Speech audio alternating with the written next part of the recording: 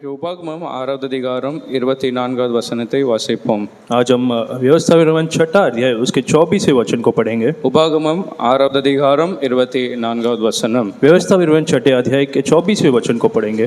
இந்நாளில் இருக்கிறது போல நம்மை அவர் உயிரோடே காப்பதற்கும் எந்நாளும் நன்றாய் இருக்கிறதற்கும் நம்முடைய தேவனாய கர்த்தருக்கு பயந்து இந்த எல்லா கட்டளைகளின்படியையும் செய்ய கர்த்தர் நமக்கு கட்டளையிட்டார். உபாகமம் 6வது அதிகாரம் 24வது வசனத்தில் நாம் வாசித்தோம். इस व्यवस्था विवरण छठे अध्याय के 24वें वचन में हमने पढ़ा.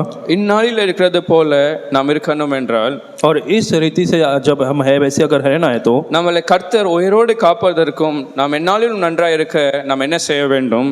और परमेश्वर अगर हमें बचाए रखे तो उसलिए हमें क्या करना है? தேவனாகிய கர்த்தருக்கு பயந்து வாழ வேண்டும். हमें परमेश्वर का भय मानना है. அல்லேலூயா. हालेलुया.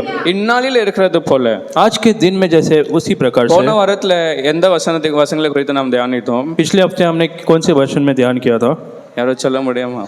क्या कोई कह सकता है? வசனம் எந்த தலைப்பில் நாம் தியானித்தோம்?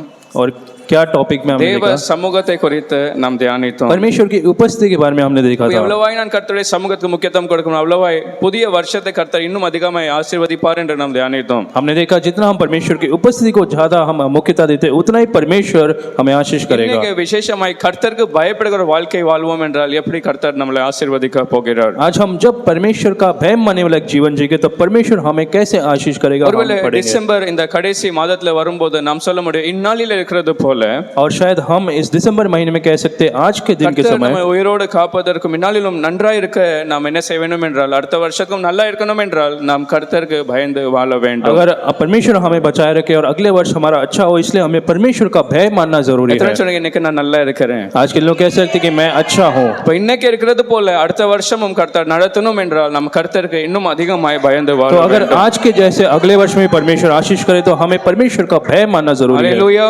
हालेलुया. எப்படி வேணாலும் வாழலாம், ஆனால் கர்த்தருக்கு பயப்படுகிற வாழ்க்கை கூட நாம் வாழ முடியும். हम कैसे भी जी सकते हैं लेकिन हमें परमेश्वर का भय मानने वाला एक जीवन जीना है. பிரசங்கி 12வது அதிகாரம் 13வது வசனத்துல, सबोपदेशक 12 अध्याय उसके 13 वचन में. பிரசங்கி 12வது அதிகாரம் 13வது வசனத்துல सबोपदेशक 12 अध्याय उसके 13 वचन में. கடைசியாய் அந்த சாலமன் சொல்கிற வார்த்தைகள், और सुलेमान अंत में कहता है தேவனுக்கு பயந்து நம்ம என்ன செய்யணும்? கற்பனையை கைக்கொள்ள வேண்டும். परमेश्वर का भय मान और उसकी आज्ञाओं को पालन कर. இது சிலர் செய்யலாம், சில நேரம் செய்யக்கூடாது, அப்படி அல்ல.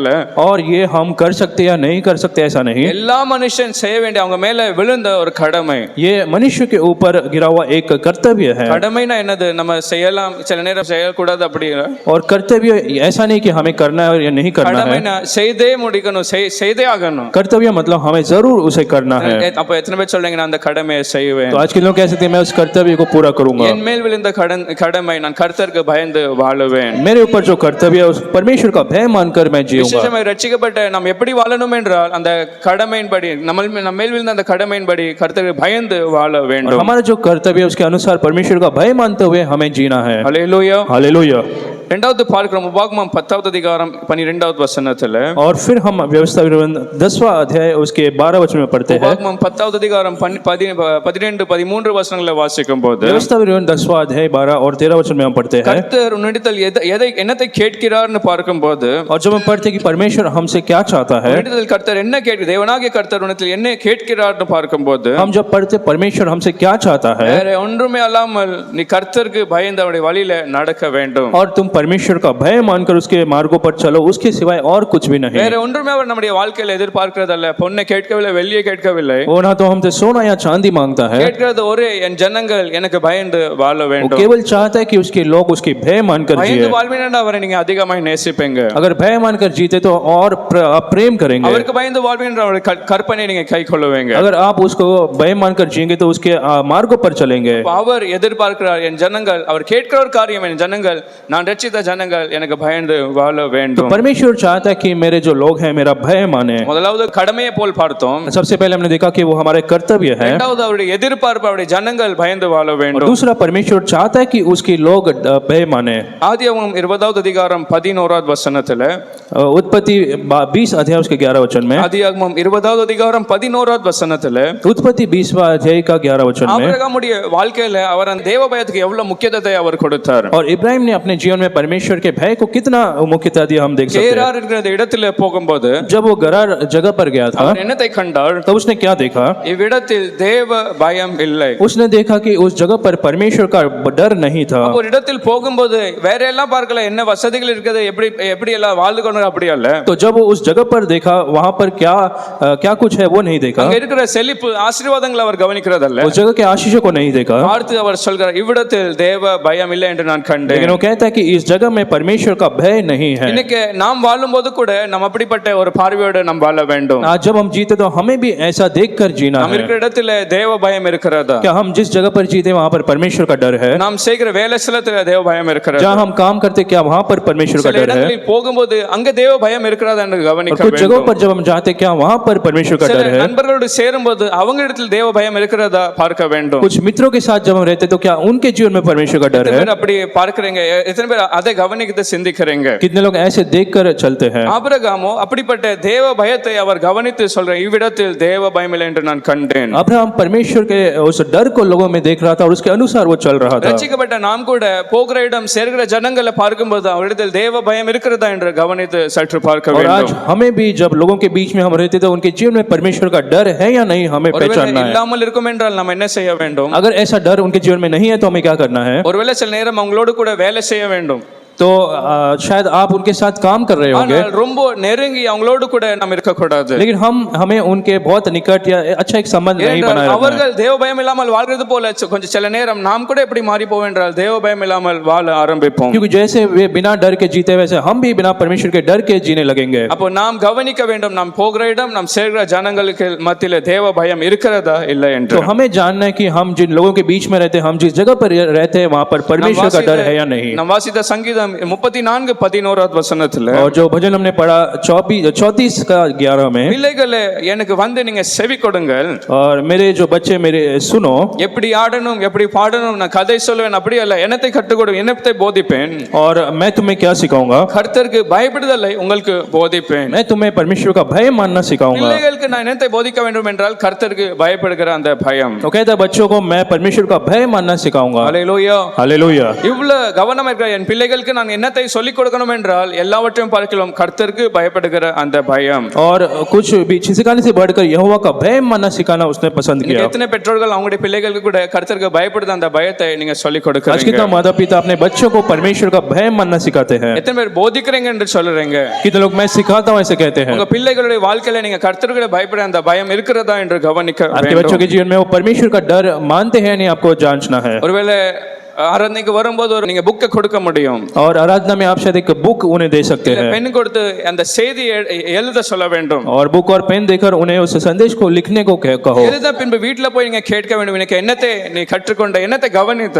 और फिर घर जाकर आप पूछिए कि आज आपने क्या सुना। ஒவ்வொரு நாளும் போதித்த அந்த தேவ பயத்தை நீங்க அவங்களுடைய வாழ்க்கையில கொண்டு வர और வேண்டும். हर दिन ऐसे आपको सिखाकर परमेश्वर का डर उनके जीवन में आपको लाना எனக்கு है। செவி கொடுங்கள், நான் உங்களுக்கு போதிப்பேன். और वो कहते हैं कि मेरी सुनो, मैं तुम्हें सिखाता हूँ। ஒருவேளை இங்க தியானிக்காமல் இங்க ஆராதனை நேரத்துல ஒழுங்கா இல்லாமல் இருப்பார்கள் என்றால் अगर वो आराधना में अच्छे से वो नहीं रहते तो பெற்றோர்கள் என்ன செய்ய வேண்டும்? तो माता पिता को क्या करना है? வீட்டுல போய் அவங்களை தண்டிக்க வேண்டும், அவங்களுக்கு சொல்ல வேண்டும், நீ அந்த ஆராதனை நேரத்தை எப்படி கை தட்டாமல் எப்படி பாடாமல் இருந்த. तो उन्हें घर जाकर माता पिता को बताना है कि तुम आराधना में कैसे रहे थे। பக்கத்துல அந்த பையனை பக்கத்துல அந்த பிள்ளை பார்த்து ஏன் முள்ளிக்கிள்ளி நீ பேசிக் கொண்டிருந்தாய்? और बाजू में जो लड़का लड़की थे उनके साथ क्यों मस्ती कर रहा था? தேவ பயத்தை யார் கொண்டு வரணும் என்றால் பெற்றோர்கள் கொண்டு வர तो வேண்டும். परमेश्वर का भय जो है माता पिता को अपने बच्चों के जीवन में लाना है। எத்தனை பெற்றோர்கள் அந்த சங்கீதக்காரரை போய் சொல்ல முடியும், நான் கர்த்தருக்கு பயப்பட பயத்தை பிள்ளைகளுக்கு சொல்லுவேன். आज कितने माता पिता इस भजन का लिखने वाले के जैसे कह सकते कि मैं परमेश्वर का भय मानने वाले जीवन सिखाऊंगा। மிகவும் முக்கியமான ஒரு காரியம் என்னென்றால் நம்முடைய வாழ்க்கையில பிள்ளைகள் வாழ்க்கையில கர்த்தருக்கு பயப்படுகிற அந்த பயம். और सबसे मुख्य बात यह है कि हमारे जीवन में और हमारे बच्चों के जीवन में परमेश्वर का भय मानना जरूरी है। சில நேரம் நம் பயம் இல்லாமல் வாழ்வோம் என்றால் கர்த்தர் அந்த பயத்தை கொண்டு வர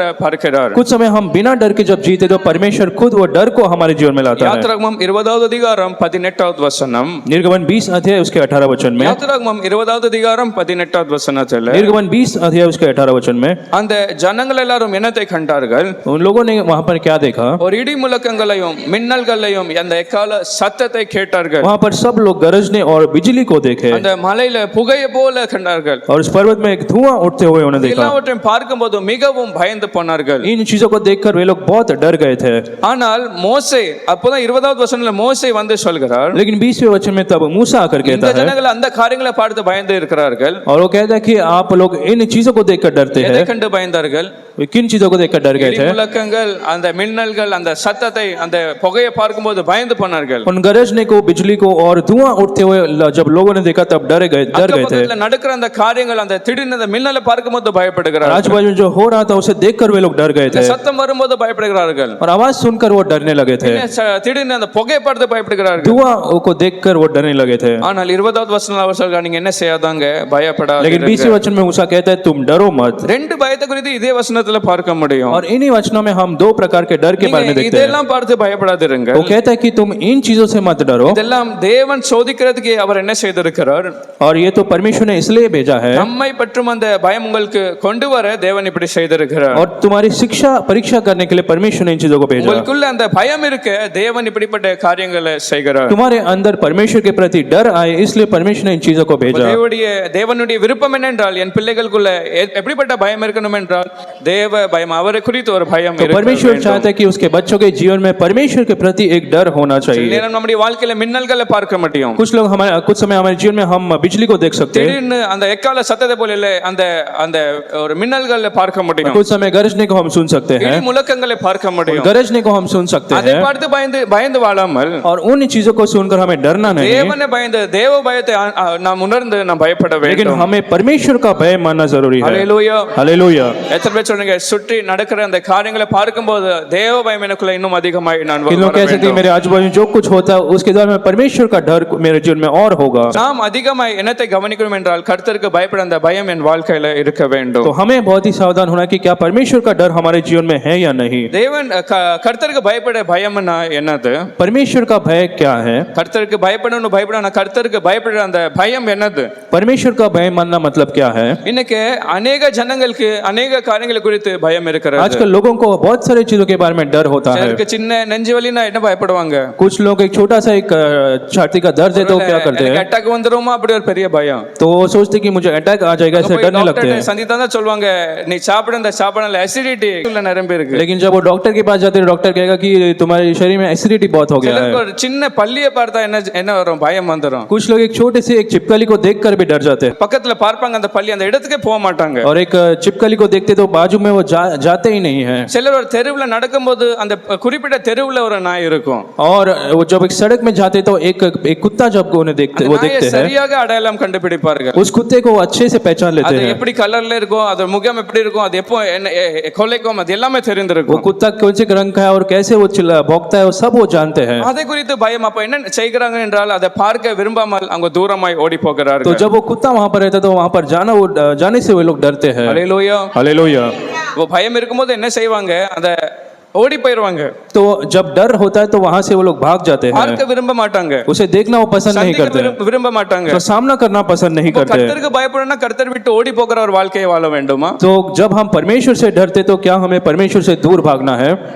கர்த்தருக்கு பயப்படுறது அப்படிப்பட்ட ஒரு பயம் அல்ல, ஆனால் அவருக்கு கீழ்ப்படிந்து வாழ்கிற ஒரு வாழ்க்கை. लेकिन परमेश्वर का भय मानना मतलब उसके आज्ञाओं को पालन करना जरूरी है। ஒரே வீட்ல பெற்றோர் பிள்ளைகள் இருக்கிறார்களோ, और जैसे माता पिता और बच्चे एक ही घर में होते हैं, நேரம் பெற்றோர் பிள்ளைகள் நல்ல சந்தோஷமா இருப்பாங்க. कुछ समय माता पिता बच्चे सब आनंद से रहते हैं, நேரம் பிள்ளைகள் மேல கோபம் எரிச்சல் வந்துரும் என்றால், लेकिन अगर कुछ समय जब माता पिता को बच्चों के ऊपर क्रोध आता है பிள்ளைகள் கீழ்ப்படியாமல் போவார்கள் या என்றால், तो जब बच्चे आज्ञाओं को नहीं मानते பெற்றோர்கள் எப்படி பார்ப்பாங்க? तो वो माता पिता को कैसे देखते ஒரு हैं? பயத்தோடு பார்ப்பாங்க, எனக்கு அடி விழுமோ அப்படி ஒரு பயத்தோடு இருப்பார்கள். तो वो एक डर के साथ रहते कि क्या आज हमें मार मिलेगा, அதற்காக வீட்டை விட்டு ஓடி போக மாட்டார்கள். तो इसलिए वो घर छोड़ के तो नहीं जाते, அதற்காக பெற்றோர் வேண்டாம் என்று சொல்லி ஓடி போக माता மாட்டார்கள். पिता हमें नहीं जरूरत ऐसे बोलकर नहीं जाते। அப்படிப்பட்ட ஒரு பயத்தை கர்த்தர் நம்ம இடத்தில் எதிர்பார்க்கிறார். आज परमेश्वर ऐसा एक डर को हमारे जीवन में भी देखना चाहता है। ஹல்லேலூயா. हालेलुया।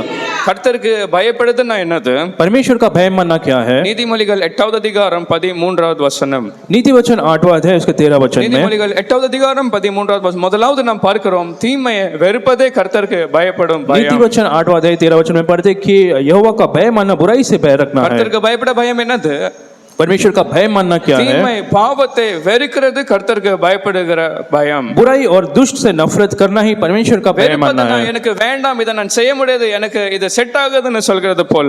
और पाप का नफरत करना मतलब वो हम नहीं कर सकते, उससे अलग हम रहते हैं। ஆதியாகமம் 39வது அதிகாரம் 9வது வசனத்துல, उत्पत्ति 39 अध्याय के 19 वचन में, ஆதியாகமம் 39வது அதிகாரம் 9வது வசனத்துல, उत्पत्ति 39वां अध्याय उसके 19 वचन में அந்த भी யோசேப்பு அந்த பாவத்துல விழும்போது அவர் சொல்கிறார், அவர் அந்த பாவத்துல இழுக்கும்போது, அந்த போத்திபார் மனைவி இழுக்கும்போது जो पोतीफर की पत्नी यूसुफ को उस पाप में वो खींच रही थी, இவன் சொல்கிறான், தேவனுக்கு விரோதமாய் நான் எப்படி இந்த பாவம் செய்ய முடியும்? और वो कहता कि मैं परमेश्वर के विरोध में कैसे मैं पाप कर सकता हूँ। பாவம் செய்யும்போது அவன் நினைத்து தேவனை நினைக்கிறான், और पाप करने से पहले वो परमेश्वर को याद कर रहा இது था। செய்வன் என்றால் தேவனுக்கு விரோதமாய் இது பாவமாய் எண்ணப்படும். उसने कहा अगर मैं करूँ तो परमेश्वर के प्रति वो एक पाप ठहरा जाएगा। இத்தனை பெரிய பொல்லாங்க நான் எப்படி செய்ய முடியும்? तो इतना बड़ा गलती पाप में कैसे करूँ? நான் செய்ய முடியாது, இதை நான் செய்ய முடியாது, ஏனென்றால் நான் கர்த்தருக்கு वो பயப்படுகிறவன். कहता क्योंकि मैं परमेश्वर से डरता हूँ इसलिए मैं पाप नहीं कर அந்த सकता। பாவத்தை அவன் வெறுக்கிறான். उस पाप से वो नफरत करता அவன் था। சொல்றான், இதை நான் செய்ய முடியாது, நான் கர்த்தருக்கு वो பயப்படுகிறவன். कहता कि मैं इस पाप को नहीं कर सकता क्योंकि मैं परमेश्वर का भय இது मानता हूँ। கர்த்தருக்கு விரோதமாய் பாவமாய் எண்ணப்படும். ये परमेश्वर के विरोध में पाप होगा। 12வது வசனத்துல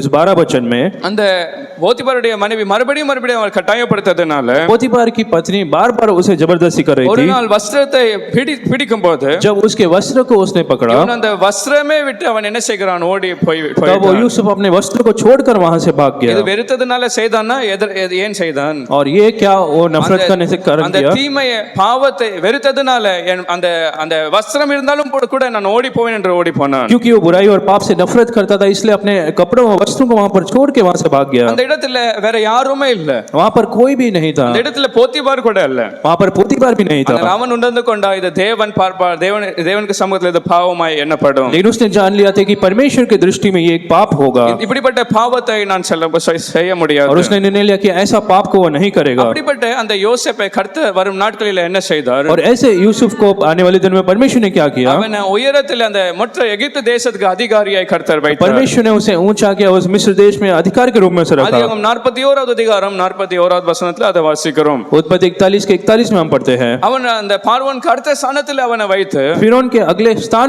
पर उसे रखा எல்லா எகிப்தியருக்கு அவர் அதிகாரியாய் அவனை வைத்தான். और सारे मिस्र के देश के ऊपर उसे अधिकारी ठहरा दिया। ஏனென்றால் கர்த்தருக்கு பயந்து பாவத்துக்கு விலகி வாழ்ந்ததுனால அவனை அந்த ராஜா உயர்த்தினார். क्योंकि वो परमेश्वर का भय मानते हुए जब पाप से अलग था इसलिए परमेश्वर ने उसे ऊंचा किया। பார்வோன் உயர்த்தினான், அதை பார்க்கிலும் தேவன் அவனை உயர்த்தி और வைத்தார். फिरौन से बढ़कर परमेश्वर ने उसे ऊंचा किया। 2 சாமுவேல் 11வது அதிகாரம் 2வது வசனத்துல, और दूसरा शमूएल 11 अध्याय के दूसरे वचन में, ஆனால் 2 சாமுவேல் 11 2வது வசனத்துல दूसरा शमूएल 11 अध्याय के दूसरे वचन में, இங்க அப்படிப்பட்ட ஒரு பாவத்துல தான் தாவீது இப்படிப்பட்ட ஒரு நிலைமையில வருகிறான். हम यहाँ पर दाऊद के बारे में पढ़ते हैं जो ऐसी ही पाप में गिरने वाला था। இவன் தூரமாய் மேலே இருந்து பார்க்கிறான், वो उस छत के उस छत से देख रहा था। அரண்மனை உப்பரிகள் மேல உலாத்தி கொண்டிருக்கும் போது ஒரு ஸ்திரியை தூரத்துல இருந்து அவன் காணுகிறான். उस महल के छत से उसने एक स्त्री को देखा கண்டது மாத்திரம் அந்த பாவத்துக்கு அவன் இடம் கொடுத்தான். और केवल उसने देखा नहीं लेकिन पाप के लिए उसने जगह दे அந்த दिया। பாவத்துல விழுந்து அந்த பாவத்துல அவன் ஒன்றுமில்லாமல் அவன் போனான். उस पाप में गिरकर वो वहां पर उसका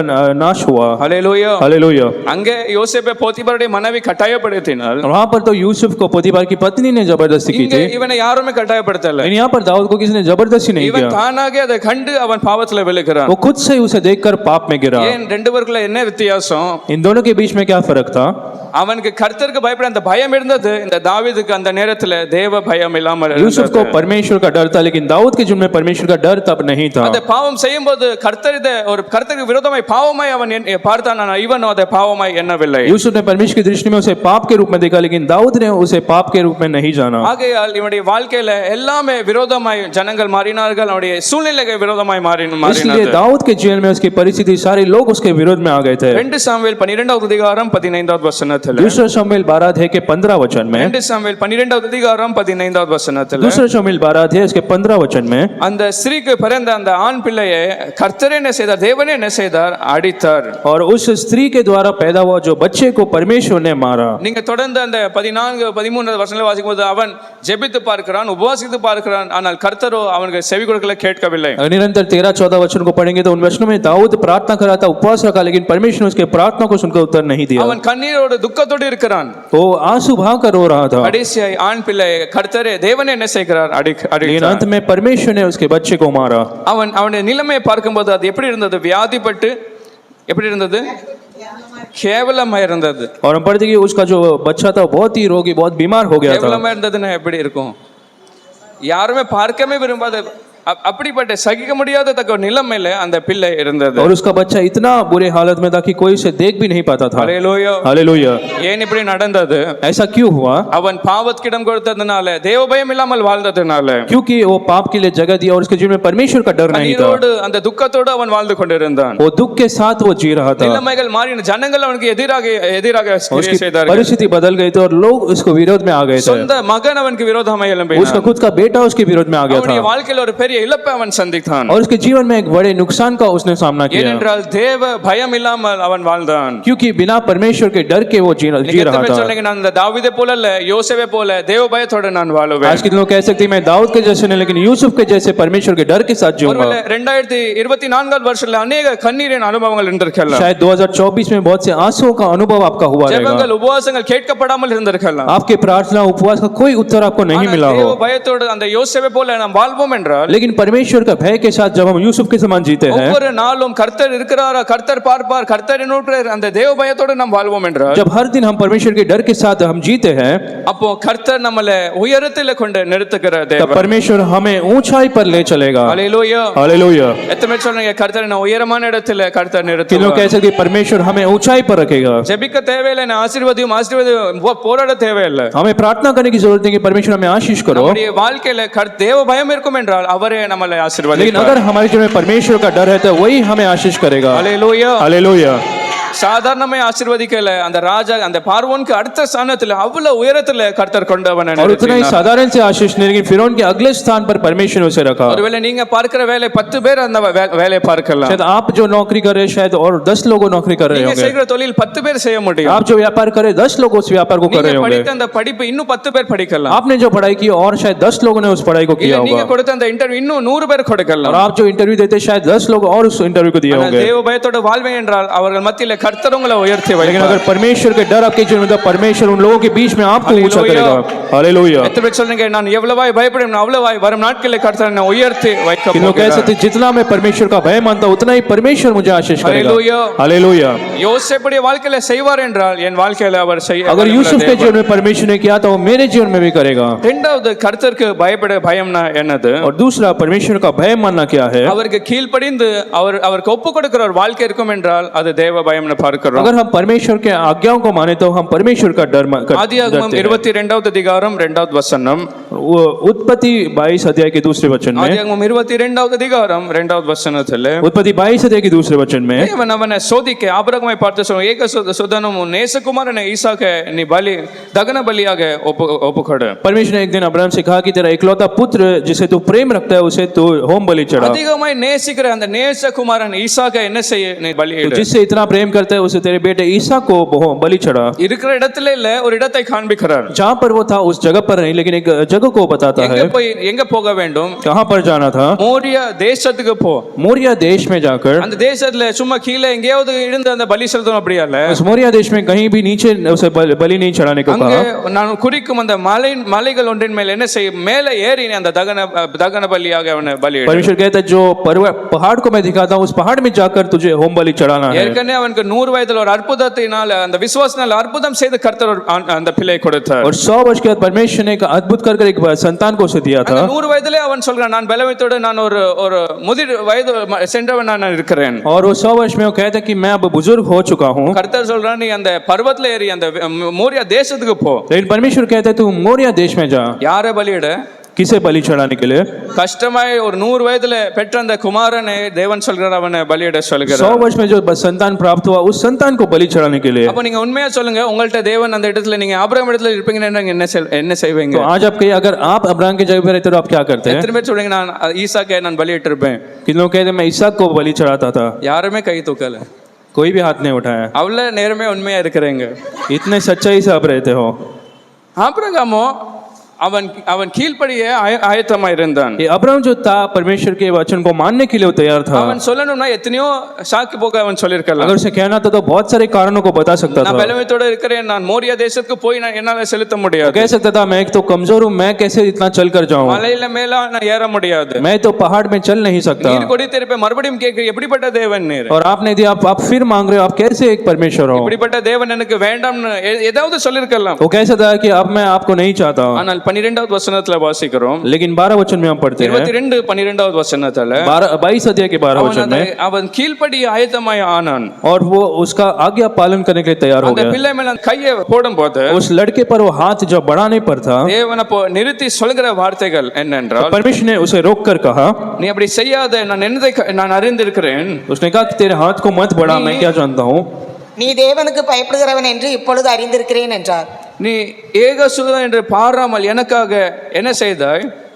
ஒப்பு கொடுத்தபடியினால் அவன் ஒப்பு கொடுத்தபடியால் நீ தேவனுக்கு பயப்படுகிறவன் என்று நான் இப்போது அறிந்திருக்கிறேன். परमेश्वर कहता है तेरे एकलौते को पुत्र को देते हुए तू मुझे भय मानकर तू अपने बेटे को देने के लिए तैयार हो गया। எப்படி ஒப்பு கொடுத்தான்? கீழ்ப்படிந்து அவர் சொல்லும்போது அந்த வார்த்தைக்கு கீழ்ப்படிந்தான். और परमेश्वर ने जो कहा उसकी आज्ञा को उसने माना। 2-3 தடவை அங்க பார்க்கிறோம் நேசகுமாரன் என்று பார்க்கிறோம். 2-3 बार हम पढ़ते कि तेरा जो इकलौता पुत्र जिसे तू प्रेम करता है, அதிகமாய் அந்த குமாரனை நேசித்தான். और इतना ज्यादा वो अपने बच्चे से प्रेम करता था। இப்ப தேவன் அறிந்து கொள்கிறார், இவன் அவனை பார்க்கலும் யாரை நேசிக்கிறான் என்றால் தேவனை तो நேசிக்கிறான். परमेश्वर समझ गए थे कि उस बच्चे से बढ़कर वो परमेश्वर से प्रेम करता था। என்ன சொன்னாலும் கூட அது கஷ்டமாய் காணப்பட்டாலும் கூட அவன் கீழ்ப்படிய சித்தமாய் இருக்கிறான். चाहे मैं जो कुछ भी कहूं उसका पालन करने के लिए वो तैयार था। எப்படிப்பட்ட காரியம் இருந்தாலும் கூட அது அவன் எனக்காக ஒப்புக்கொடுக்க சித்தமாய் இருக்கிறான். चाहे जो कुछ भी हो मेरे लिए वो करने के लिए तैयार है। அப்ப பார்க்கும்போது தேவன் சொல்கிறார், சாட்சியாக சொல்ற, நீ பயப்படுகிற அந்த பயத்தை இப்போ நான் என்ன செய்திருக்கிறேன்? அறிந்து இருக்கிறேன். अब परमेश्वर कहता है कि तेरा तू जो भय मानता है उसे मैं अब देखता हूं। அப்போ தேவனுக்கு பயப்படுற பயம்னா என்னது? तो परमेश्वर का भय मानना क्या है? கர்த்தருடைய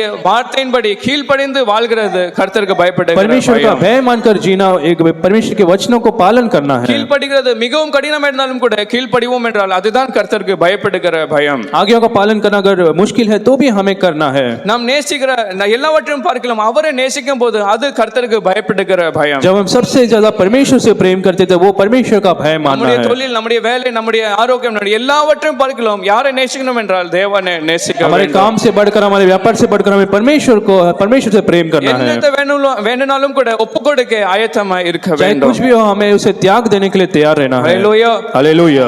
தேவனுக்கு பயப்படுவோம் என்றால் சின்ன சின்ன இழப்பு வரும்போது நம்ம என்ன செய்ய மாட்டோம்? முறுமுறுத்து அவருக்கு விரோதமாய் பேச जब மாட்டோம். हम परमेश्वर का भय मानते तो छोटे छोटे नुकसानों से हम डरेंगे नहीं। ஒப்பு கொடுக்க கூட சித்தமா இருப்போம். சரி, அதை பார்க்கலாம், தேவனை இன்னும் அதிகமாக இன்னும் அவரை நேசிப்பேன். उसे त्याग देने के लिए हम तैयार हो जाएंगे और उससे ज्यादा हम परमेश्वर से प्रेम நான் करेंगे। அவரை நான் நேசிக்கிறது விசுவாசத்தை இதனால அவரை ஆராதிக்கிறேன் அப்படி அல்ல. और इन चीजों के कारण मैं उसकी आराधना करूंगा ऐसा नहीं। அவர் என்னை ஆசீர்வதித்தாலும் அவரை ஆராதிப்பேன், எல்லாரும் கூட அவரை ஆராதிப்பேன். अगर वो हमें आशीष दे तो भी हम आराधना करेंगे, अगर ना दे तो भी हम उसकी आराधना हालेलुया। करेंगे।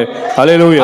அவனுடைய குமாரனை கூட அவன் ஒப்புக்கொடு ஆயத்தம் சித்தமானான். वो अपने पुत्र को देने के लिए भी तैयार हो गया था। தேவன் பார்த்தால் இவனோ எனக்கு பயப்படுகிற வாழ்க்கையை तो வாழுகிறான். परमेश्वर ने जान लिया था कि वो परमेश्वर का भय मानता था। இது யார் இந்த சோதனை போல டெஸ்ட் போல வைத்தார்? तो ये परीक्षा को किसने रखा था? 2வது வசனத்துல தேவனே அவனை சோதித்தார். இப்படி செய்து தேவன் அவனை சோதித்தார். दूसरे वचन में पढ़ा कि परमेश्वर ने खुद उसे परख कर देखा। சில காரியங்களை நீங்க இழக்கும்போது முறுமுறுக்க வேண்டாம், சில நேரம் தேவன் உங்களை சோதிக்க முடியும். कुछ समय जब आप कुछ चीजों को खोते तो आपको डरने की, दुख करने की जरूरत नहीं உங்க है। நம்பிக்கை எல்லாம் அது மேலேயே இருக்கிறது இல்ல அவர் மேல இருக்கிறது? कि परमेश्वर देखना चाहता है आपका भरोसा उन चीजों पर है या परमेश्वर पर है। விரும்புறது இல்ல நேசிக்கிறது அந்த சில காரியங்கள் ஜனங்கள் மேல இருக்கிறது அவர் மேல இருக்கிறது? और जब आप प्रेम करते हो, लोगों से प्रेम करते हो, चीजों पर प्रेम करते हो, परमेश्वर से प्रेम करते நாம் हो। அவரை இன்னும் அதிகமாக நேசிக்க வேண்டும், கீழ்ப்படிந்து வாழ வேண்டும். हमें परमेश्वर से और अधिक प्रेम करना है। ஹல்லேலூயா. हालेलुया। இப்போ அவன் வாழ்க்கையில தேவ பயத்தை பார்த்தபோது தேவன் அப்படியே அவனை விடவில்லை. और अब परमेश्वर के भय को, जब परमेश्वर के डर को उसने देखा, ஆபிரகாமுடைய வாழ்க்கையில கூட தேவ பயத்தை பார்க்கும்போது அவரால சும்மா இருக்க और முடியவில்லை. अब्राहम के जीवन में जो परमेश्वर का डर देखा तो परमेश्वर चुप नहीं थे। 17வது வசனத்துல வாசிக்கிறோம், 17 वचन में हमने देख पढ़ा, அவனுக்கு ஒரு வாக்குத்தத்தம் கொடுத்து அவனை ஆசீர்வதிக்கிறார். நான் உன்னை ஆசீர்வதிக்கவே உன்னை ஆசீர்வதிப்பேன் 17 वचन में परमेश्वर एक प्रतिज्ञा देता है कि मैं निश्चय तुझे आशीष दूंगा சந்தத்தின் வானத்தின் நட்சத்திரம் போல நான் ஆக்குவேன் वंश को आकाश के तारों के जैसा मैं बनाऊंगा அந்த மணலை போல பெருக செய்வேன் समुद्र के तीर के बालू के समान तुझे बनाऊंगा நிச்சயமாய் உன்னை ஆசீர்வதிக்கவே நான் உன்னை ஆசீர்வதிப்பேன் परमेश्वर कहता है कि निश्चय मैं तुझे आशीष दूंगा हालेलुया हालेलुया அப்போ தேவ பயத்தோடு இருப்போம் என்றால் ஒரு நிச்சயம் என்ன என்றால் அவர் ஆசீர்வதிக்கவே உங்களை अगर ஆசீர்வதிப்பார் हम परमेश्वर का डर मानते तो निश्चय परमेश्वर हमें आशीष करेगा எப்போ சொல்கிறார் நான் உனக்குள்ள அந்த தேவ பயத்தை பார்த்தேன் और परमेश्वर कहता है कि मैंने तेरा परमेश्वर का जो भय है उसे देखा है ஆகையால் உன்னை ஆசீர்வதிக்கவே ஆசீர்வதிப்பது என்னுடைய சித்தம் और इसलिए मैं निश्चय तुझे आशीष दूंगा பக்கத்துல பார்த்து சொல்லுங்க அவருக்கு பயந்து வாழ்ங்க அடுத்த வருஷத்துல கர்த்தங்களை நிச்சயமாய் ஆசீர்வதிக்கவே बाद में देख ஆசீர்வதிக்க करके आप परमेश्वर का भय मानो अगले वर्ष में निश्चय परमेश्वर आशीष करेगा எல்லாவற்றுக்கும் மேல அவர் உயர்த்தி வைக்க और போகிறார் सबसे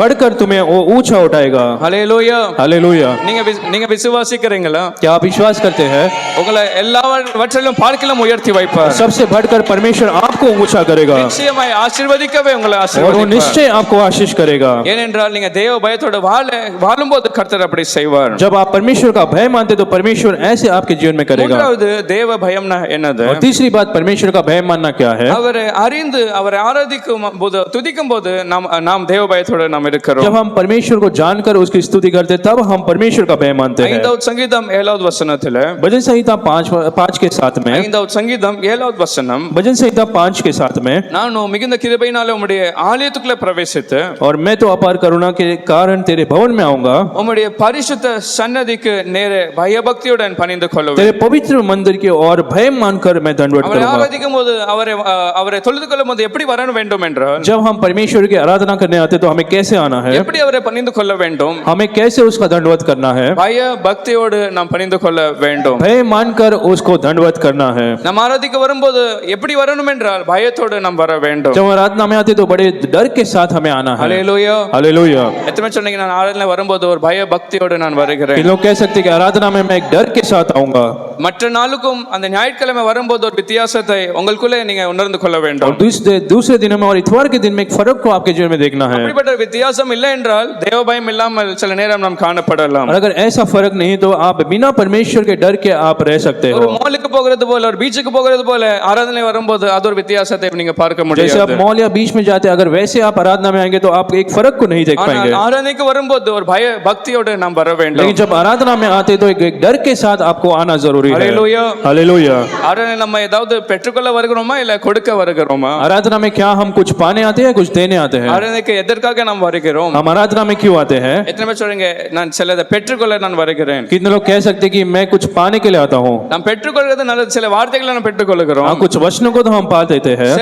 சில நல்ல வார்த்தைகளை நாம் பெற்றுக்கொள்ள அவருடைய கிருபைகளை பெற்றுக்கொள்கிறோம் कुछ वचनों को पाते हैं उसका अनुग्रह तो पाते हैं சுகத்தை பலத்தை பெற்றுக்கொள்கிறோம் और अच्छे बल को और चंगाई को हम प्राप्त करते हैं ஆராதனை வரும்போது அது நம்முடைய நோக்கமாய் लेकिन இருக்கக்கூடாது आराधना में हमें इसके लिए नहीं आना நாம் என்னத்தை செய்ய வருகிறோம் என்றால் அவருக்கு துதி ஆராதனை செலுத்த நாம் हम வருகிறோம் आराधना में स्तुति आराधना भेंट धन्यवाद की भेंट चढ़ाने आते हैं ஹalleluya हालेलुया பயத்தோடு பணிந்து கொள்ள நாம் வருகிறோம் डर के साथ हम उसकी आराधना करने आते அவருக்கு हैं கொடுக்க நாம் வருகிறோம் उसे देने के लिए हम आते हैं செலுத்த வருகிறோம் उसे देने के लिए हम आते हैं இன்னைக்கு மிருக பலியால அந்த வாயின் அந்த துதி பலியை செலுத்த நாம் வருகிறோம் आज किसी जानवर का बलिदान लेके हमारे एक भेंट हो गया धन्यवाद की भेंट हम நன்றி चढ़ाते பலியை हैं செலுத்த நாம் வருகிறோம் स्तुति की भेंट हम चढ़ाते हैं ஹalleluya हालेलुया இன்னைக்கு எத்தனை பேர் அப்படிப்பட்ட பலிகளை செலுத்த இருக்கிறாங்க आज कितने लोग ऐसे बलि को चढ़ाए हैं அந்த பயம் தேவ பயம் நான் பக்தியோடு நாம் இருப்போம் என்றால் நம்முடைய வாய்கள் துதியோடு இருக்கும் जब परमेश्वर के डर के साथ हम रहते तो हमारे मन में हमारे मुंह में स्तुति होगी நாம் உள்ளே வரும்போது துதித்து கொண்டு வருவோம் जब हम अंदर आते तो हम परमेश्वर की स्तुति அவரை करते हुए ஸ்தோத்திரித்து आएंगे கொண்டு வருவோம் उसकी स्तुति करते हुए हम आएंगे அந்த தேவ பயம் இல்லாமல் பக்தி இல்லாமல் நம்ம இருப்போம் என்றால் लेकिन अगर परमेश्वर का डर हमारे जीवन में नहीं होगा ஏதோ வந்து அப்படியே போகிறது போல तो காணப்படும் शायद हम ऐसे ही आकर ऐसे चले जाएंगे கை தட்டுதல் இருக்காது हम ताली भी नहीं बजाते பாட்டு கூட வராது हम गाना नहीं गाते ஒன்றுமே இருக்காது हम ऐसे ही आते हैं வந்தோமா போனோமா இருக்கும் हम आकर सीधा चले जाते हैं ஆனால் தேவ பயத்தோடு பக்தியோடு இருப்போம் என்றால் பகிர்ந்து கொள்வோம் என்றால் लेकिन जब हम परमेश्वर के डर के साथ आते அந்த हैं கை தட்டுதல் ஒரு வித்தியாசம் இருக்கும் ताली बजाने में एक फर्क को हम देखेंगे அந்த துதியில ஒரு வித்தியாசம் இருக்கும் स्तुति में एक फर्क को हम देखेंगे பாடல் பாடும்போது ஒரு வித்தியாசம் जब இருக்கும் गीत गाते हैं उसमें भी एक फर्क को देखेंगे முழு பலத்தோட உள்ளத்தின் ஆழத்தோட நீங்க அவரை पूरे बल ஆராதிப்பீங்க से और पूरे मन से आप उसकी स्तुति करेंगे ஹalleluya हालेलुया யாரும் கட்டாயப்படுத்த கட்டாயப்படுத்தி அல்ல, कोई भी आपको जबरदस्ती नहीं करेगा, யாரும் கட்டாயப்படுத்தி அல்ல, कोई भी जबरदस्ती नहीं करेगा நிலைமைகளை பார்த்து அல்ல, और किसी और को देखकर नहीं। அவரை ஆராதிக்கும் போது உண்மையோடு நீங்க जब आप ஆராதிப்பீங்க. उसकी आराधना करेंगे तो सच्चाई के साथ उसकी आराधना करेंगे। ஹalleluya. हालेलुया। அவர் செய்த எத்தனையோ காரியங்களுக்காக நீங்க அவருக்கு என்ன சொல்லி கொண்டு வரலாம்? நன்றிகள் சொல்லி परमेश्वर ने வர किए हुए முடியும். सारे भलाई को याद करते हुए उसको धन्यवाद दे सकते நீங்க हैं। மூச்சு எடுக்க சுவாசம் இருக்குதா, அதற்கே நீங்க என்ன செய்யணும் என்றால் और நன்றி சொல்ல आपके வேண்டும். पास श्वास है उसके लिए आप परमेश्वर को धन्यवाद दे सकते हालेलुया। हैं। हालेलुया। எத்தனையோ காரியங்களை நீங்க குறித்து குறித்து யோசித்து சொல்லி நன்றி நன்றி நன்றி சொல்லிக் கொண்டே வர और ऐसे முடியும். बहुत सारी चीजों को याद करते आप धन्यवाद कह सकते हैं। அவர் எப்படி இருக்கிறார் அவரை குறித்து நீங்க சொல்லி நீங்க அவரை மகிமை செலுத்த और முடியும். परमेश्वर कैसा उसे आप कहकर उसकी स्तुति कर सकते हैं। ஏசாயா 6:3 அந்த தேவாலயத்துல போகும்போது और यशायाह 6:3 में जब वो परमेश्वर की आराधना करने मंदिर में गए थे சேராபின் தூதர்கள் என்ன செய்தார்கள்? और सिराफिन के स्वर्गदूत ने क्या किया? அவர்களால் சும்மா இருக்க முடியல. அவர் சமூகத்தில் இருக்கும்போது சேனைகள் தேவன் பரிசுத்தர் பரிசுத்தர் பரிசுத்தர் என்று और वो சொல்கிறார்கள். चुप नहीं रह पाए, वो कहते कि सेनाओं का परमेश्वर तू पवित्र पवित्र पवित्र। ஹalleluya. हालेलुया। நம்முடைய வாயிலிருந்து அவருடைய சமூகத்தில் வரும்போது அப்படிப்பட்ட துதி அந்த நன்றி சத்தம் வர जब வேண்டும். हम परमेश्वर की उपस्थिति में आते हैं हमारे मुंह से ऐसे शब्द सुनाई देने அவரை हैं। யார் என்று நாம் அறிந்து ஆராதிக்க वो வேண்டும். कौन है उसे जानकर हमें आराधना करना है। அவர் உங்களுக்கு யாரு? वो परमेश्वर कौन है?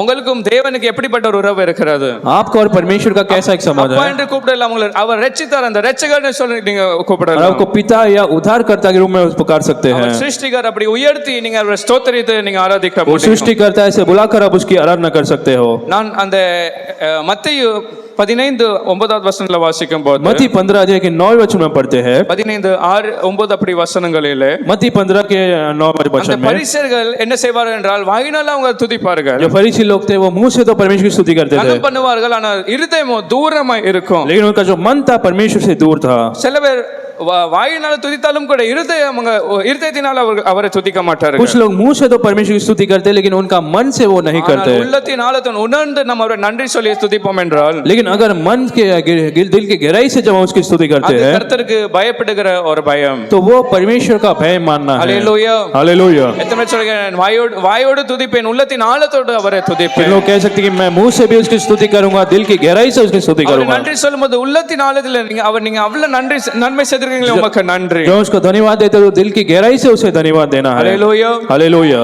அந்த நூற்றுக்கு அதிபதி அவருடைய வல்லமை அறிந்து என்ன சொல்லுகிறான்? और सूबेदार परमेश्वर यीशु मसीह के सामर्थ्य को पहचान कर उसने क्या நீங்க कहा? வீட்டுக்கு கூட வர வேண்டாம், ஒரு வார்த்தை சொல்லுங்க, அது எனக்கு वो போதும். कहता है कि आप मेरे घर पर मत आओ लेकिन एक शब्द का वो में काफी है। அவளுடைய வல்லமை அவன் அறிந்திருக்கிறான். उसके यीशु मसीह के सामर्थ्य को वो जानता था ஆராதிக்கும் போது அவரை அறிந்து நாம் ஆராதிக்க और வேண்டும். इसलिए हमें परमेश्वर को जानकर उसकी आराधना करना है। ஹalleluya. हालेलुया। எத்தனை பேர் சொல்றீங்க, தேவ பயத்தோடு நான் ஆராதிப்பேன், ये लोग कहते हैं परमेश्वर के भय के साथ उसकी आराधना करूंगा, தேவ பயத்தோடு நான் துதிப்பேன். परमेश्वर के भय के साथ उसकी स्तुति करूंगा। நான் தட்டுகிறது மற்றவர்களுக்காக அல்ல, जब मैं ताली बजाता हूँ दूसरों के लिए नहीं, நான் துதிக்கிறது மற்றவர்களுக்காக அல்ல, मेरी स्तुति दूसरों के लिए नहीं है தேவனுக்காக நான் செலுத்துகிற அது பலி. लेकिन वो परमेश्वर के लिए है। ஹalleluya. हालेलुया। அப்ப இப்படியாக நாம் கர்த்தருக்கு பயந்து வாழ வேண்டும். और ऐसे हमें परमेश्वर के लिए भय मानने वाला एक जीवन जीना अनेक है। காரியங்கள் இருந்தாலும் கூட நாம் இந்த மூன்று காரியங்களை கவனித்தோம். और बहुत सारे बातों है लेकिन हम 3 बातों को देखें। முதலாவது தேவனுக்கு பயப்பட பயம் என்னது? सबसे पहला परमेश्वर का भय मानना क्या है? பாவத்தை வெறுக்கிறது, அது தேவனுக்கு பயப்படுகிற பயம். बुराई और पाप से नफरत करना ही परमेश्वर का भय मानना है। இரண்டாவது பார்த்தோம், दूसरी बात हमने देखा கீழ்ப்படிந்து என்ன வேணாலும் இலக்கு ஆயத்தமா இருக்கிறது கர்த்தருக்கு பயப்படுகிற பயம். परमेश्वर के आज्ञाओं को मानना है, परमेश्वर का भय मानना है। மூன்றாவது அவரை நன்றாய் அறிந்து ஆராதிக்கிற ஆராதனை, அந்த ஒரு தேவ பயத்தை பார்க்க और तीसरी முடியும். बात परमेश्वर को जानकर समझते हुए उसकी आराधना करना परमेश्वर का भय मानना है। யாரெல்லாம் கர்த்தருக்கு பயந்து तो வாழ்கிறார்கள், जो कोई लोग परमेश्वर का भय मानते हैं அவர்களை கர்த்தரோ நிச்சயமாய் ஆசீர்வதிக்கிறவர். उन्हें परमेश्वर निश्चय आशीष करेगा। ஹalleluya. हालेलुया। ஏற்கனவே யோசேப்பை குறித்து பார்த்தோம், அவன் பயந்து வாழ்ந்ததுனால அவனை ஆசீர்வதித்தார். यूसुफ क्या हमने देखा पर वो भय मारकर जी रहा था इसलिए परमेश्वर ने उसे आशीष किया। வேற யாரை குறித்து பார்த்தோம்? और किसके बारे में हमने देखा? ஆபிரகாமை குறித்து பார்த்தோம். ஆபிரகாமை அவர் ஆசீர்வதித்தார். अब्राहम को परमेश्वर ने आशीष किया। யாத்ராகமம் முதலாவது அதிகாரம் 17வது வசனம். और निर्गमन 11 अध्याय पहला अध्याय के 17 वचन में, யாத்ராகமம் முதலாவது அதிகாரம் 17வது வசனத்துல निर्गमन पहला अध्याय के 17 वचन में, இந்த மருத்துவச்சிகளோ தேவனுக்கு பயந்ததினால் எகிப்தின் ராஜா தங்களுக்கு இட்ட கட்டளைப்படி செய்யாமல் ஆண் பிள்ளைகளையும் உயிரோடே காப்பாற்றினார்கள். இந்த மருத்துவச்சிகளோ யாருக்கு பயந்தார்கள் என்றால் தேவனுக்கு பயந்தார்கள். ये जो दाइयां थी वो परमेश्वर का भय मानती थी. ஒரு பக்கம் எகிப்தின் ராஜன் அந்த கட்டளை இருந்தாலும் கூட एक तरफ मिस्र के राजा का वो தேவனுக்கு பயந்ததனால அந்த ஆண் பிள்ளைகளை உயிரோடு காப்பாற்றினார்கள். लेकिन परमेश्वर के भय के कारण उन लड़कों को उन्होंने जीवित छोड़ा. பயப்பட பார்க்கலாம் தேவனை நாம் பயப்பட வேண்டும். और राजा से बढ़कर हमें परमेश्वर से भय मानना है. ஆகையால் 21வது வசனத்துல நாம் அழகாய் வாசிக்கிறோம். और इसलिए 21वें वचन में पढ़ते हैं கர்த்தர் ஏன் அவங்களை ஆசீர்வதித்தாரோ परमेश्वर ने उन्हें क्यों आशीष किया. மருத்துவச்சிகள் தேவனுக்கு பயந்ததினால क्योंकि वो दाइयां परमेश्वर का भय मानती थी. அவங்க குடும்பங்களை தேவன் தலைக்கும்படி செய்தார். परमेश्वर ने उनके घर बसाए. Hallelujah hallelujah. அப்போ கீழ்ப்படியும் அவருக்கு பயந்து வாழும்போது அவர் ஆசீர்வதிக்கிறாரா இல்லையா? तो जब हम परमेश्वर का भय मानते तो क्या परमेश्वर आशीष करता है. ஒன்றுமே அவங்க செய்யல. எழுதி இருக்கிறது அவங்க தேவனுக்கு பயந்ததினால தேவன் அவங்க குடும்பங்களை தலைக்கும்படி செய்தார். क्योंकि उन्होंने परमेश्वर का भय माना इसलिए परमेश्वर ने उनके घर को आशीष किया. குடும்பங்களை தலைக்கும்படி செய்தார்னா அதோட அர்த்தம் என்ன? परमेश्वर उनके घर बसाए उसका मतलब क्या है. தலைக்கும்படி செய்கிறார்னா என்னது? ஆசீர்வதிக்கல வளர்க்க அவர் செய்கிறார். और उस पर उनके घर को परमेश्वर ने आशीष किया. ஆங்கிலத்துல வாசிக்கும்போது he gave them their families. और अंग्रेजी में पढ़ते कि परमेश्वर ने उन्हें अपने परिवार दिए. அந்த அவர்கள் தனிப்பட்ட வாழ்க்கையில அவங்களுக்கு குடும்பங்களை தேவன் கொடுத்தார். परमेश्वर ने उन्हें अपने अपने परिवार दे दिए थे. இல்ல அவங்களுடைய வீட்டை தேவன் கட்டி எழுப்பினார். और उनके घर को परमेश्वर ने बसाया. हालेलुया. हालेलुया. கர்த்தர் அப்படியே நம்ம ஒவ்வொரு பேரும் ஆசீர்வதிக்க போகிறார். आज परमेश्वर ऐसे हमें आशीष करेगा. சில பேர் இன்னும் குடும்பம் ஆகாம இருக்கறீங்க. कुछ लोग अभी भी शायद परिवार नहीं हुए हैं. ஆவிக்குரிய துணையை ஒருவேளை தேடிக்கொண்டு இருக்கலாம். और अच्छा एक जीवन साथी को आप ढूंढ रहे होंगे. வரும் வருஷத்துல அப்படி கர்த்தர் அவர்களை ஆசீர்வதிக்க போகிறார். विश्वास करते आने वाले वर्ष में परमेश्वर उन्हें आशीष करेगा. குடும்பங்களை தேவன் தலைக்கும்படி செய்ய போகிறார். परमेश्वर उनके घर बसाएगा. हालेलुया. हालेलुया. ஒருவேளை அடுத்த வருஷத்துல 2-3 மேலாவது என்ன செய்ய போகிறீங்க? शायद अगले वर्ष में 2-3 जन क्या करेंगे. கல்யாணம் முடிக்க போகிறீங்க. आप शादी करेंगे. எத்தனை பேர் விசுவாசிக்கிறீங்க? कितने विश्वास करते हैं. அதற்காக நாம் ஜெபிக்கிறோம் கர்த்தர் நிச்சயமாய் அதை செய்ய और போகிறார். उसके लिए हम प्रार्थना करें परमेश्वर निश्चय करेगा. தேவனுக்கு பயந்து வாழ வேண்டும். लेकिन परमेश्वर का भय मानते हुए आपको जीना है. மாத்திரமல்ல பயப்பட ஒவ்வொரு குடும்பங்களை கர்த்தர் ஆசீர்வதிக்கிறார். और उतना ही नहीं जितना परिवार उनके परिवार को ही परमेश्वर आशीष करेगा. இன்னும் அந்த பிரச்சனைகளை அவர் நிறைவாய் ஆக்குகிறார். और उनके समस्या में परमेश्वर उनके साथ देगा. ஏனென்றால் அவர்களுடைய குடும்பங்களை தேவன் என்ன செய்கிறார் என்றால் தலைக்கும்படி செய்கிறார், ஆசீர்வதிக்கிறார். परिवार को उनके घर को परमेश्वर आशीष करता है. நம்ம என் குடும்பத்தை கூட கர்த்தர் தலைக்கும்படி ஆசீர்வதிப்பார். कितने विश्वास करते हैं हमारे परिवार को भी परमेश्वर ऐसे करेगा. பார்த்து சொல்லுங்க குடும்பத்தை கர்த்தர் நிலைநிறுத்துவார், இன்னும் அதிகமாய் ஆசீர்வதிப்பார். बाजू में देखकर कहे कि परमेश्वर आपके परिवार को और भी आशीष करेगा. குறைவுகளை மாற்றுவார், आपके कमियों को दूर करेगा. हालेलुया. हालेलुया. இந்த மருத்துவச்சிகளுடைய வாழ்க்கையை கர்த்தர் குடும்பமாய் ஆசீர்வதித்தார். इन भाइयों के जीवन को परमेश्वर ने आशीष किया. 25வது சங்கீதம் 12வது வசனம். भजन संहिता 25 के 12 में. 25வது சங்கீதம் 12வது வசனத்தில் भजन संहिता 25 के 12 में.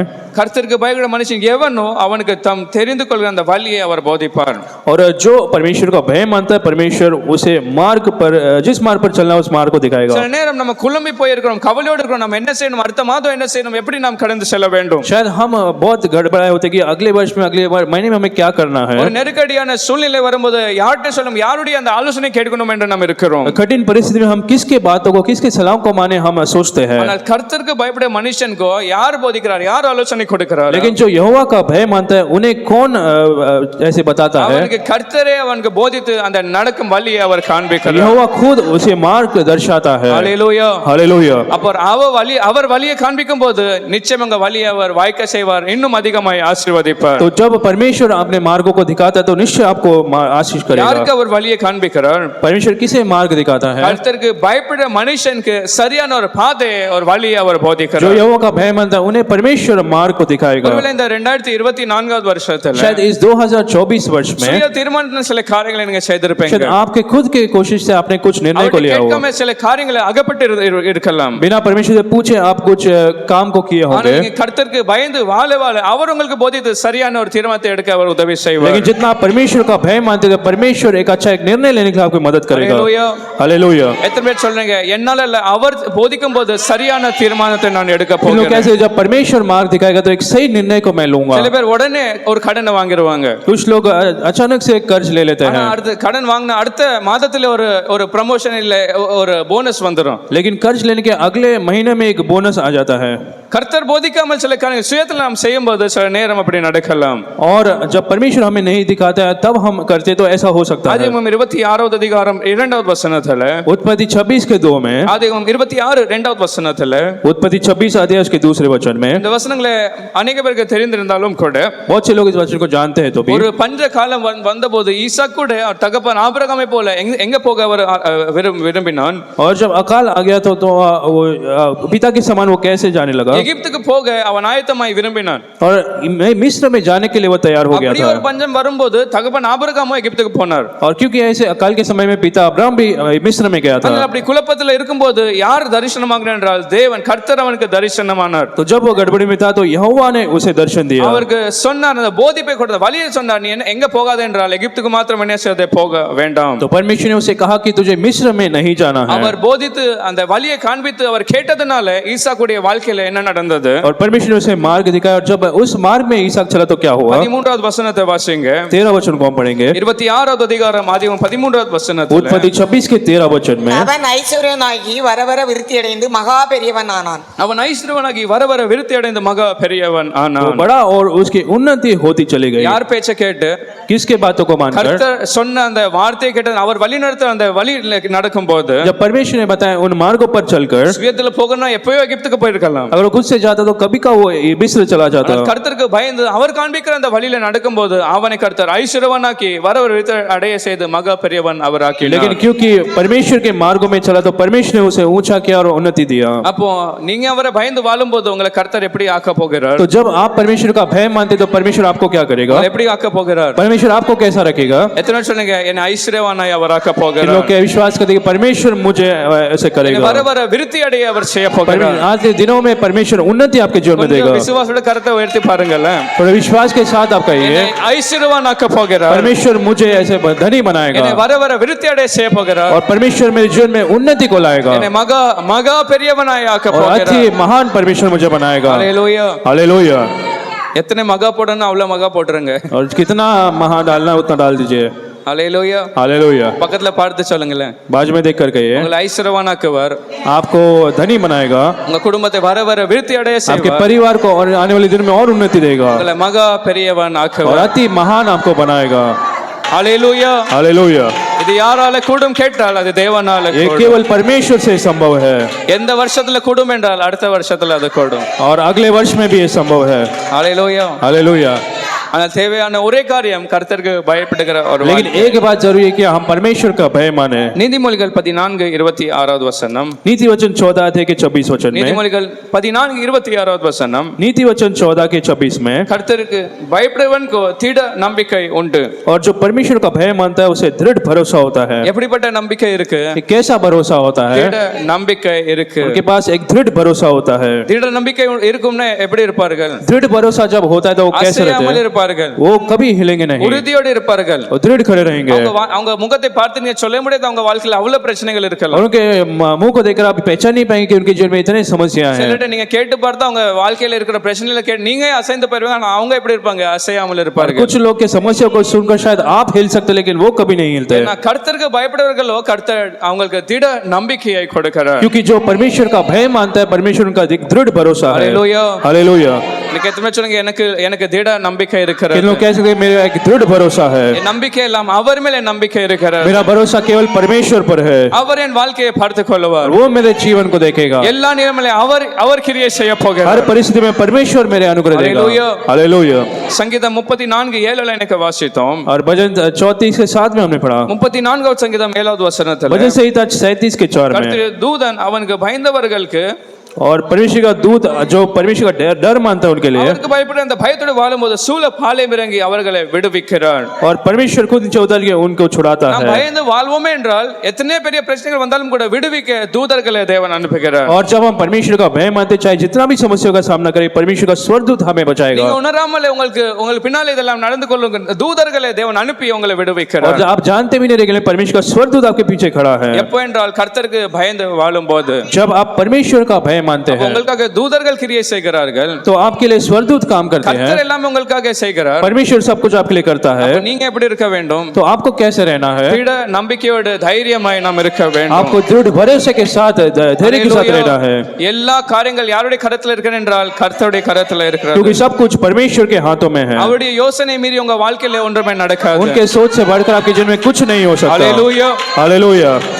எத்தனை பேர் நன்றி இயேசுவே. कितने लोग धन्यवाद यीशु कह सकते हैं? யோபு முதலாவது அதிகாரம் 10வது வசனத்திலே, अय्यूब के पहला अध्याय के 10वें वचन में, யோபு முதலாவது அதிகாரம் 10வது வசனத்திலே, अय्यूब पहला अध्याय के 10 वचन में, சாத்தான் கூட அவனுடைய வாழ்க்கையை தொட முடியவில்லை. शैतान भी उसके जीवन को छू नहीं पाया था। தேவன்கிட்ட கேட்காமல், தேவன்கிட்ட அனுமதி வாங்காமல் அவனால தொடவே और முடியவில்லை. परमेश्वर से अनुमति ना मांगते उसके जीवन पर उसने हाथ नहीं रख पाया। யோபுக்கு ஒரு சாட்சியான வாழ்க்கை இருந்தது. உத்தமமும் சன்மார்க்கனும் அவன் தேவனுக்கு பயந்து வாழ்கிற ஒரு மனுஷன். और अय्यूब का एक ऐसा गवाही था कि वो परमेश्वर का बहन वाला मनुष्य था, ஆகையால் அவனுக்கு இருக்கிற எல்லாவற்றையும் அவர் வேலியடைத்து பாதுகார் கிரியைகளை ஆசீர்வதிக்கிற और தேவன். इसलिए जो कुछ उसके पास था उस पर चारों ओर बाड़ा बांधा हुआ था। Hallelujah, hallelujah. சாத்தானே ஒன்று செய்ய முடியாது உங்க வாழ்க்கையில. और शैतान आपके जीवन में कुछ नहीं कर सकता, நீங்க எதற்காக கவலையோடு பயத்தோடு இருக்க तो வேண்டும்? आप किसके लिए डरते हो? ஹalleluya. हालेलुया। நாம் அந்த யோபை போல உத்தமமும் சன்மார்க்கனும் தேவ பயத்தோடு வாழ்வோம் என்றால், हम अय्यूब के जैसे जब हम एक सही जीवन जीते हैं, நான் சொல்றேன் 2025 சாத்தான் உங்க வாழ்க்கையை தொட்டு கூட பார்க்க முடியாது. 2025 में शैतान आपके जीवन को हाथ भी नहीं लगा सकता। Hallelujah, hallelujah. கர்த்தர் வேலி அடைத்து உங்க குடும்பத்தை உங்க வாழ்க்கையை பாதுகாத்து परमेश्वर बाड़ा बांधकर आपके परिवार की रक्षा करेगा। हालेलुया। हालेलुया। ஆனால் கர்த்தருக்கு பயந்து நாம் வாழ வேண்டும். लेकिन परमेश्वर का भय मानकर हमें जीना திட है। நம்பிக்கையோடு இருங்க. எந்த பிரச்சனை எந்த நிலைமை இருந்தாலும் கூட கர்த்தர் அதை சந்திப்பார். கர்த்தர் आप दृढ़ भरोसे के साथ रहे कि चाहे जो भी परिस्थिति हो परमेश्वर आपकी रक्षा करेगा। நீதிமொழிகள் 10:27 वचனம், नीति वचन 10 के 27 में, நீதிமொழிகள் 10வது அதிகாரம் 27 वचனம், नीति वचन 10वां अध्याय के 27 वचन में, கர்த்தருக்கு பயப்படுதல் ஆயுசு நாட்களை பெருக பண்ணும், துன்மார்க்கருடைய வருஷங்களோ குறுகி போகும். கர்த்தருக்கு பயப்படுதலோ ஆயுசு நாட்களை அது பெருக பண்ணும். यहोवा का भय मानने से आयु बढ़ती है। என்னத்தை பெருக பண்ணுகிறார்? तो क्या बढ़ती है? எவ்வளவு நாம் கர்த்தருக்கு பயந்து வாழ்கிறோமோ அவர் ஆயுசு நாட்களை பெருக हम பண்ணுகிறார். जितना परमेश्वर का भय मानते हैं उतना ही परमेश्वर हमारे आयु को बढ़ाता எத்தனை है। பேருக்கு ஒரு விருப்பம் ஆயுசு நாட்களை கர்த்தர் பெருக செய்ய வேண்டும்? कितने लोग चाहते हैं कि परमेश्वर हमारे आयु को बढ़ाए? யாருக்கு விருப்பம் கரத்தை உயர்த்தி காமிங்க. जो ऐसे चाहता है अपने हाथ को उठाया। என் ஆயுசு நாட்களை கர்த்தர் இன்னும் அதிகமாய் பெருக செய்ய வேண்டும். परमेश्वर मेरे आयु को और भी बढ़ाए। எத்தனை பேருக்கு 100 வயசு வரை வாழ விருப்பம்? कितने लोग 100 वर्ष जीना चाहते हो? 100 வயசு வாழணும்னு எத்தனை பேர் சொல்றீங்க? कितने लोग 100 वर्ष जीना चाहते हैं? சில பேர் பயத்தோட கை தூக்காமல் இருக்கிறீங்க போல. कुछ लोग डर के कारण अपने हाथ को नहीं उठाते। 100 வயசுனா இப்ப 50 வயசுனா 50 மாத்திரை. और आप तो 50 वर्ष के तो 50 दवाई लेते हैं। கர்த்தர் என்ன செய்கிறார் என்றால் பயப்படுதல் என்ன செய்கிறது? கர்த்தருக்கு பயப்படுதல் அந்த ஆயுசு நாட்களை பெருக பண்ணுகிறது. यहाँ पर हम पढ़ते कि यहोवा का भय माना आयु को बढ़ाती है। ஏசாயா 46 4வது வசனத்திலே, यशायाह 46 के 4 में, ஏசாயா 46 4வது வசனத்திலே यशायाह 46 के 4 में கர்த்தருடைய வாக்குத்தத்தம் எப்படி இருக்கிறது என்றால், परमेश्वर का प्रतिज्ञा ऐसा है, நான் முதிர் வயது வரைக்கும் நான் அப்படி செய்வேன். और तुम्हारे बुढ़ापे में मैं ऐसा ही करूंगा। அந்த நரை வயது மட்டும் நான் உங்களை தாங்குவேன். तुम्हारे बाल पकने के समय में तुम्हें उठाऊंगा। நான் என்ன செய்வேன்? मैं क्या करूंगा? நான் அப்படி செய்து வந்தேன். இனிமேலும் நான் உங்களை ஏந்துவேன், உங்களை சுமப்பேன், உங்களை और தப்புவிப்பேன். अब तक मैंने ऐसा किया और आने वाले दिनों में भी तुम्हें उठाऊंगा। அல்லேலூயா. हालेलुया। கர்த்தரால் கூட அவர் உங்களை ஏந்த முடியும், சுமக்க முடியும், இன்னும் அவர் உங்களை தப்புவிக்க ये परमेश्वर முடியும். से संभव है, आने वाले दिनों में भी वो आपको उठाने के लिए योग्य है। எந்த வயது மட்டும் உங்களை தாங்குவார்? तो कब तक आपके साथ रहेगा? நரை வயது மட்டும் அவர் என்ன செய்வார்? உங்களை தாங்குவார். तुम्हारे बाल पकने के समय तक तुम्हें उठाए நரை रहेगा। வயது எந்த வயது? बाल पकने मतलब कौन सा दिन है वो? சிலருக்கு சின்ன சின்ன வயதுல நரைக்கிறது. और कुछ लोगों को तो जवानी में बाल पकने लग जाता ஆனால் है। முதிர் வயதுல அந்த நரைக்கிற அந்த வயசு, लेकिन बुढ़ापे जो ऐसा समय है, கர்த்தர் சொல்றார் அந்த வயசுல கூட நான் உங்களை தாங்குவேன், உங்களை ஏந்தி சுமப்பேன் என்று. परमेश्वर कहता है कि ऐसे दिनों में मैं तुम्हें उठाए रहूंगा। அல்லேலூயா. हालेलुया। எத்தனை பேர் சொல்ல முடியும் கர்த்தர் அப்படி முதிர் வயதுல கூட என்ன தாங்குகிற தேவன்? कितनों कह सकते कि बुढ़ापे में भी परमेश्वर मुझे उठा सकता அப்படிப்பட்ட है, நாட்கள் கூட என் ஆயுசு நாட்களை அவர் பெருக செய்கிறார். और मेरे आयु को दिन को परमेश्वर बढ़ाएगा। பக்கத்துல பாருங்க, உங்களை ஏந்துவார், உங்களை சுமப்பார், உங்களை தப்புவிப்பார். बाज में देख करके परमेश्वर आपको उठाएगा और आपकी रक्षा भी करेगा। அவர் சொல்கிறார் அவர் சொல்ல நான் அப்படி செய்து வந்தேன், இனிமேலும் நான் அப்படி செய்ய वो कहता है कि போகிறேன். मैं अब तक वैसा किया और आने वाले दिनों में भी ऐसा करूंगा. அடுத்த வருஷத்துல உங்களுக்கு அப்படி செய்வார், உங்களை சுமப்பார் என்று அவர் अगले சொல்கிறார். वर्ष में भी वो आपको उठाए रहेगा. நீதிமொழிகள் 16:31 வசனம். नीति वचन 16 में நீதிமொழிகள் 16:31 வசனம். नीति वचन 16 अध्याय के 31 वचन में அந்த நரை மயிறு அது எதுக்கு அடையாளம் என்றால் और वो जो पकना के बाल जो पकना है वो क्या दर्शाता ஒரு है? மகிமையான ஒரு கிரீடத்துக்கு நீதியின் அடையாளம். வழியில் உண்டாகும் நரைமயிரானது மகிமையான கிரீடம். அப்போ கர்த்தர் யாருக்கு இப்படிப்பட்ட வாழ்க்கையை கொடுக்கிறார், யாருக்கு இப்படிப்பட்ட ஒரு நரை மயிரான அந்த வாழ்க்கை அந்த முதிர் வயது தருகிறார்? जो पक्के बाल क्यों परमेश्वर देता है? நீதியின் வழியிலே இல்ல நீதிமான்களை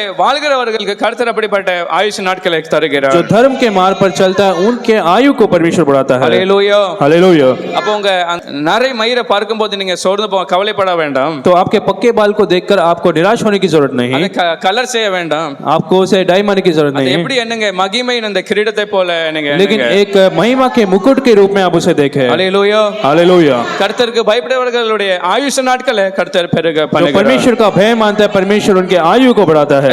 எத்தனை நம்புறீங்க என் ஆயுசு நாட்களை கூட அவர் பெருக பண்ணுவார்? कितने विश्वास करते हैं कि मेरे आयु को वो बढ़ाएगा? நிச்சயமாய் உங்க விருப்பத்தின்படி கர்த்தர் உங்களுடைய ஆயுசு நாட்களை பெருக आप செய்வார். जैसे चाहते हैं उसके अनुसार परमेश्वर आपके आयु को बढ़ाएगा. ஹல்லேலூயா. हालेलुया. 128வது சங்கீதத்துல கர்த்தர் வாக்குத்தத்தமாய் சொன்னார், भजन संहिता 128 में परमेश्वर प्रतिज्ञा देता है. கர்த்தருக்கு பயப்படுற ஒரு மனுஷனுடைய வாழ்க்கை அவனுடைய குடும்பம் எப்படி இருக்கும்? परमेश्वर का भय जो मानता है उसका परिवार कैसा होगा? கடைசி வசனத்துல நீ உன் பிள்ளைகளின் பிள்ளைகளை காண்பாய். आखिरी वचन में पढ़ते कि तू तेरे बच्चों के बच्चों को भी देखेगा. ஹல்லேலூயா. हालेलुया. எத்தனை பேர் சொல்லுங்க நான் என் பிள்ளைகளின் பிள்ளைகளை நான் तीन காணுவேன்? लोग कह सकते हैं मेरे नाती पोतों को मैं देखूंगा. ஹல்லேலூயா. हालेलुया. ஒருவேளை கல்யாணம் முடிக்கலாம் இருக்கிற உங்க பிள்ளைகள் நான் சொல்லுங்க நீங்க விசுவாசி நான் பிள்ளைகளின் பிள்ளைகளை நான் और காண जो போகிறேன். शादी नहीं किया वो भी कह सकते हैं मेरे बच्चों के बच्चों को देखूंगा. ஹல்லேலூயா. हालेलुया. இன்னும் விசுவாசம் இன்னும் உங்களுக்கு வாழணும்னா சொல்லுங்க பிள்ளைகள் பேர பிள்ளைகளை கூட நான் என்ன செய்வேன் பார்ப்பேன். और भी विश्वास है तो आप कहें मेरे पोतों को भी मैं देखूंगा. ஹல்லேலூயா. हालेलुया. இது யாரால் கூடும் என்றால் கர்த்தரால் கூடும். ये केवल परमेश्वर से संभव है வேற யாரால் கூடும் என்றால் உங்களாலே கூடும். और आपसे भी संभव है, என்றால் கர்த்தருக்கு பயந்து வாழ்வோம் என்றால் கர்த்தர் ஆயுசு क्योंकि अगर हम परमेश्वर का भय मानकर जिए तो परमेश्वर हमारे आयु को बढ़ाएगा. கடைசி 2 ராஜாக்கள் 4வது அதிகாரம் 1வது வசனத்துல दूसरा राजा 4 अध्याय का पहला वचन में 2 ராஜாக்கள் 4வது அதிகாரம் 1வது வசனம். दूसरा राजा 4 अध्याय उसके पहले वचन में தீர்க்கதரிசிகளுடைய புத்திரரில் ஒருவனுக்கு மனைவியாய் இருந்த ஒரு ஸ்திரீ எலிசாவை பார்த்து, உமது அடியானாகிய என் புருஷன் இறந்து போனான், உமது அடியான் கர்த்தருக்கு பயந்து நடந்தான் என்பதை அறிவீர்.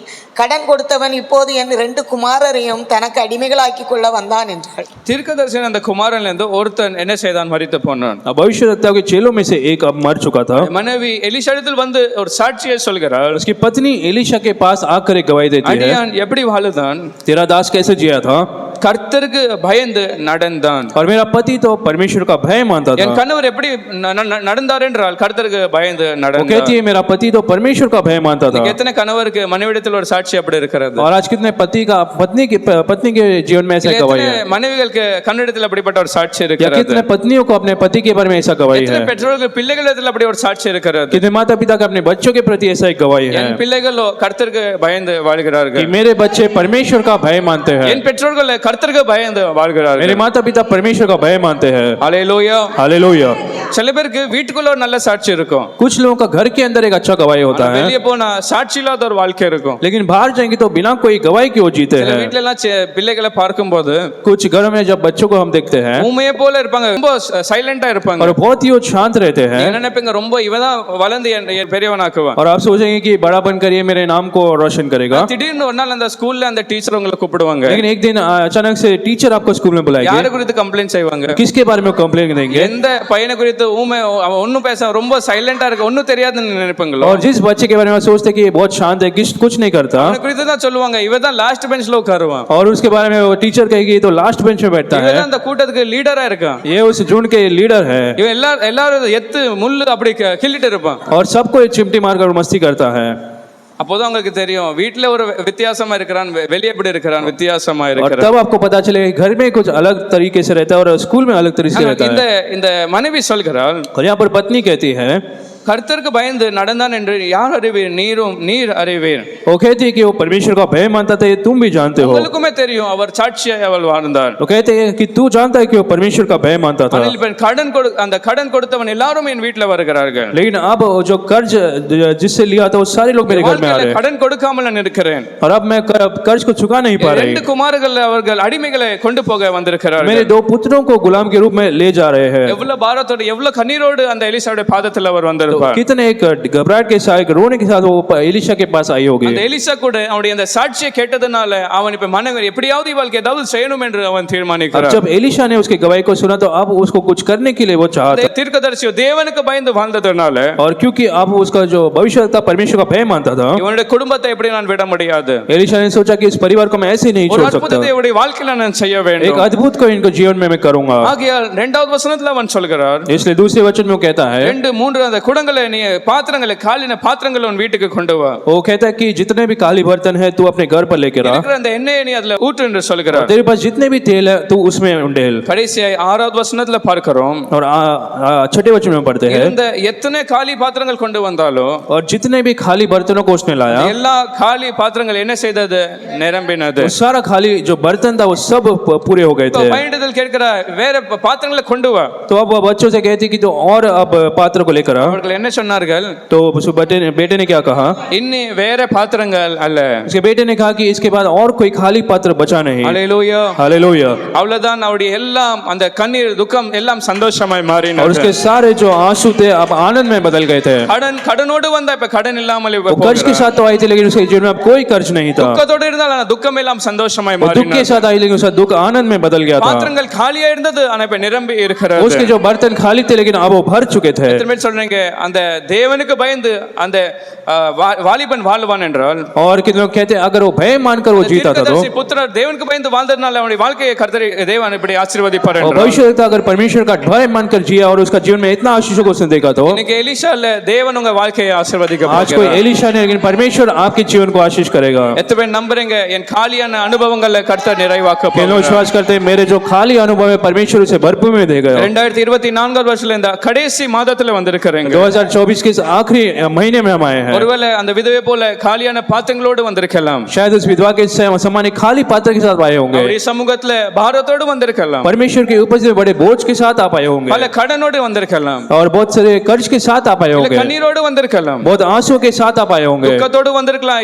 கர்த்தருக்கு பயந்து நான் வாழ்கிறேன், ஏன் இது என் வாழ்க்கையில நடக்கிறது? बड़े दुख के साथ आए कि मैं तो परमेश्वर का भय मानता हूं, तो मेरे जीवन में क्यों ऐसा हो रहा है? எலிஷாவை பார்க்கிலும் தேவன் பெரியவர். लेकिन एलिशा से बढ़कर हमारा परमेश्वर है। அந்த காலி பாத்திரத்தை நிரப்ப அவன் அந்த முடியும் என்றால், अगर उसने एलिशा ने उस खाली बर्तनों को भरा तो, அவர் வார்த்தையின்படி அவன் செய்யும்போது நடக்க முடியும் என்றால், अगर उसके वचनों के अनुसार उन्होंने किया और ऐसा हुआ तो எத்தனை பேர் சொல்றீங்க என் வாழ்க்கையில கர்த்தர் எனக்கு நிறைவான ஆசீர்வாதத்தோட कैसे परमेश्वर मेरे जीवन में भरपूरी के आशीषों को देगा। நாம் எழும்பி நின்று கர்த்தரை ஸ்தோத்தரிப்போம். हम खड़े होकर परमेश्वर को धन्यवाद दें। கர்த்தருக்கு பயந்து வாழும்போது, जब हम परमेश्वर का भय मानकर जीते 2025 வருடத்துல 2025 वर्ष में காலியான பாத்திரங்கள் நிறைவேறதை நீங்க பார்க்க போகிறீங்க. खाली बर्तनों को भरते हुए आप देखेंगे। எத்தனை பேர் விசுவாசிக்கிறீங்க? कितने जन विश्वास करते हैं? இனி என் காலியான அந்த அனுபவங்கள் மாற போகிறது. और उसके बाद मेरा जो खाली अनुभव है बदलने वाले हैं।